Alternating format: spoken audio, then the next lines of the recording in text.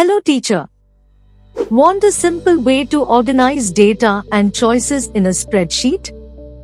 Try the drop-down feature on Google Sheets.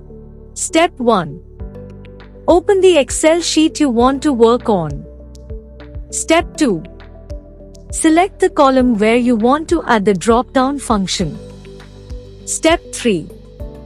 Click on Data and select Data Validation.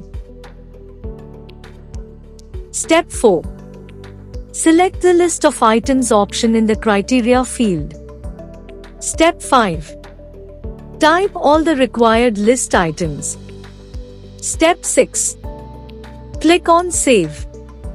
Step 7. The list is visible as a drop-down box in the selected cell.